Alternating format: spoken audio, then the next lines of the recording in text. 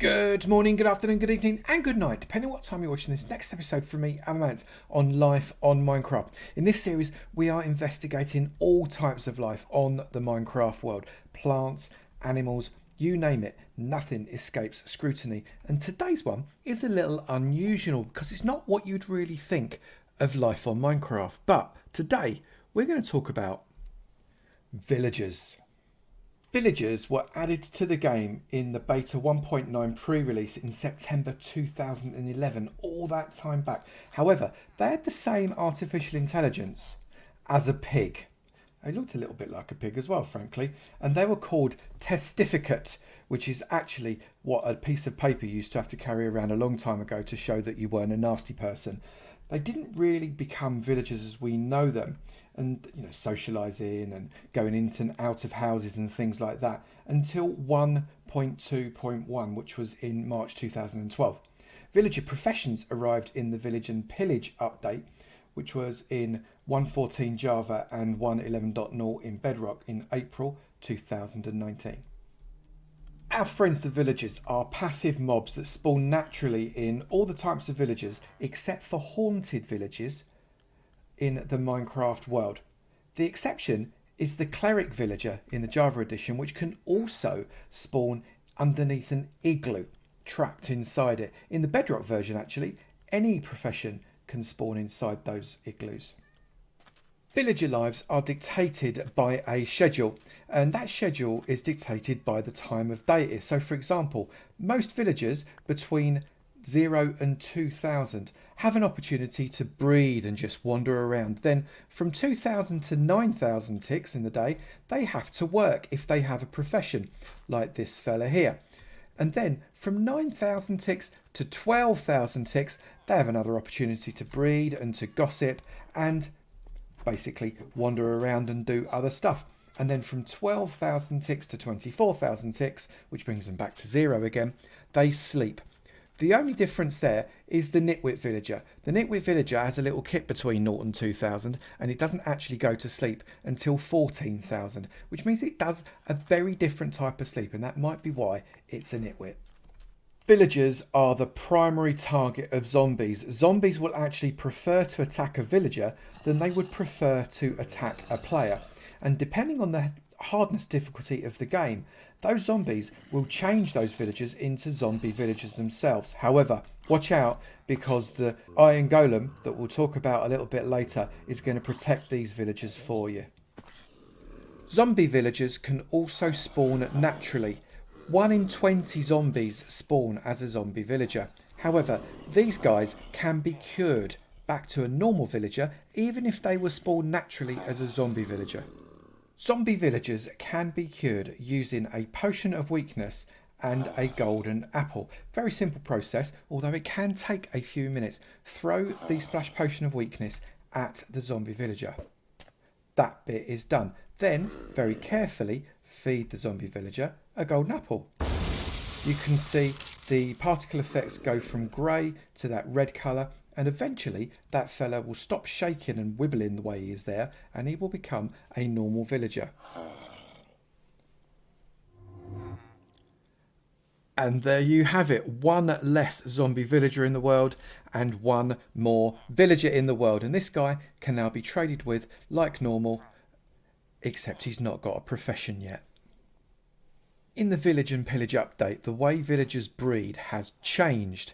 Before that, in 1.13 in Java and below, they used to need a number of doors to be able to create a village, which meant that they could make babies. Now, it's beds, which sort of makes more sense if you think about it, but they also need to have food. They need one more bed than there are villagers in their village area, and they need to have a certain amount of food. They need to have at least 3 bread, 12 potatoes, 12 carrots, or 12 beetroots each in order to be in the mood. So I'm just going to lob a load of stuff in here. Now, villagers will pick things up if the mob griefing rule is set to true, which is the default. However, if it's set to false, they won't be able to pick the carrots up, and as a result, they won't get jiggy and they won't be able to make babies because they will have empty inventories. You can see the hearts are going there. They're starting to love each other, and very soon we should see a little baby villager turn up in the area. And you can see just in there, it stood inside the daddy's legs, but there is the little baby villager there. And that was as simple as that. Just because there is a third bed, that villager had space. The bed has to have 2 blocks of airspace above it for it to breed, because these baby villagers, they like to bounce up and down on the bed, you see, and if they've not got 2 block space above the bed, they can't do that. So considerably, they have the game think about them and give them 2 blocks of space so they can bounce on the bed just like that, as if on cue. Sometimes villagers can turn into witches. This happens if lightning strikes within 4 blocks of the villager. If they've got a roof over their heads that extend more than 4 blocks from the villager, then it won't happen. But in this village, you can see we've got one villager inside the tiny little village pen, and we're going to bring down a lightning bolt just outside of it, which means it's going to be within 4 blocks. And look what happens to this poor fella. Boom, instantly this fella turns into a witch, and because the lightning was so close, it turned the witch on fire. But the witch has now a potion of fire resistance, so it doesn't actually bother it too much.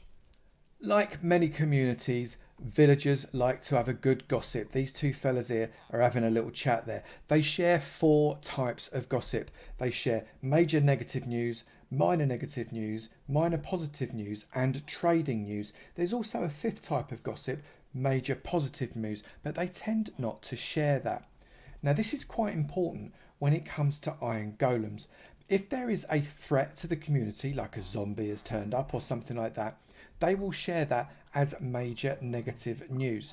And once that major negative news reaches a certain point, then they will automatically spawn in an iron golem. At the moment, these guys don't have an iron golem by the look of it, and that's because there is no major negative news to threaten them.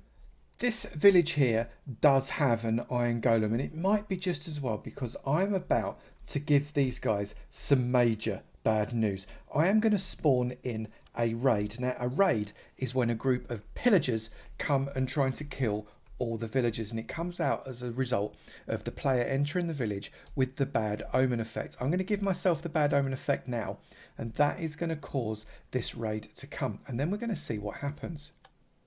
There we go. We can see that the raid is coming, and we've got that bar coming across as all the raiders start to develop. And if we come to the bell, you can see the bell is already being rung, and that is the villagers getting all panicky that a raid is coming. They go past, they give the bell a bit of a ding, and the raiders come in. And when the raiders get close, you can also use that bell to identify where they are, because once they're close enough, the bell will allow you to see their outlines very clearly. Nothing close enough yet. Oh, here they come. You can see the outlines coming there. This is what we consider to be major bad news. And these pillagers are going to try and have a right old crack at the villagers. The golem, however, is going to have a right old crack at them. Or at least it's meant to. It's not very happy there. Maybe it's stuck. Now, raids develop over time. Once you've cleared the first wave, you get another wave, and then you get another wave, and then you get another wave until you've cleared all of the waves. And you can see that raid bar is all the way up again. That means the next wave is coming. It could be coming from anywhere. These villagers are pretty scared. Let's see if we can't ding this dong and see if we can see where they are. Not close enough yet.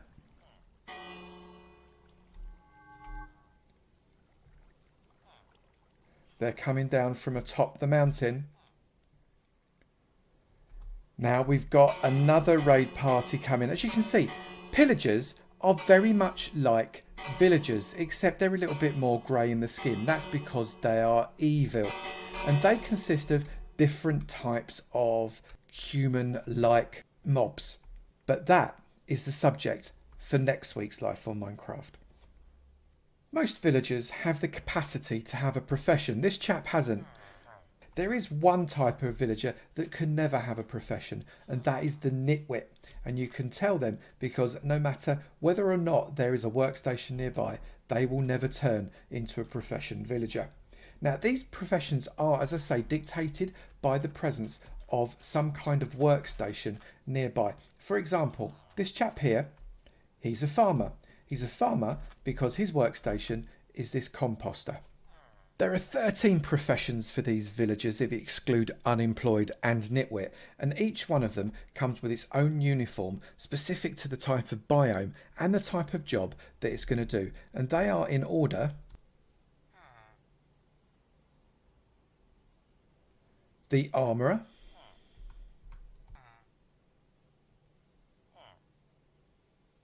the butcher, the cartographer, the cleric, the farmer, the fisherman, the fletcher, the leather worker, the librarian, the mason, or stonemason as he is called in Bedrock, the shepherd, the toolsmith, and finally, with his eye patch, the weaponsmith. As you saw there, each villager claimed its workstation, and as a result of that claim, it became the profession that the workstation dictated. This also means that you can select the kind of trades that you want to make as a result of the different professions. So for example, we're here with the weaponsmith. If I right click on the weaponsmith, he's offering me trades that are relevant to a weaponsmith. So coal, because he wants to put his furnace so as he can get his metal all hot and molten, and also weapons. That makes sense. If I come along to the librarian and click on him, he wants to sell me bookshelves and he wants to buy paper. If I maybe come along here to the farmer, he wants beetroot and he's willing to sell bread. It makes perfect sense, really. You'll also notice on this villager it's got a little belt buckle, and this little belt buckle looks like it's made out of stone or something uninteresting like that. We can level these guys up to make their trades more interesting. Right click on them and you can see this got farmer novice. This guy is a novice. He doesn't know what he's doing, but he quite likes some beetroot, and I've got some beetroot that I can give him, so I can trade up all of my beetroot, putting it in there, and that will take him to fill up his bar. I then come out, and this guy, if I move away from him a little bit, he gets a little bit of a wobble, and his little buckle has changed colour. It's no longer grey, it's like flesh colour. You can continue to level these guys up all the way up to master. And if you want more details, there is a video that I can link you to in the description below. I think the thumbnail's probably on the screen now, if I remember to put it on, that will tell you all about this type of trading feature. Of all the mobs in Minecraft, I think the villager is probably the most interesting. It's got the most going on about it, and it really adds a massive angle to the game. Trading, breeding, iron golems, so you can do iron golem farms as a result of villages. They get cats. There's so much you can do. They drag in pillagers. Pillagers hate these guys. It is a really interesting mob.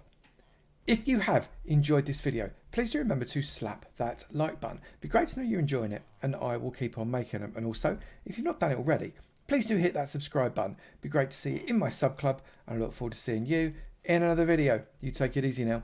Bye.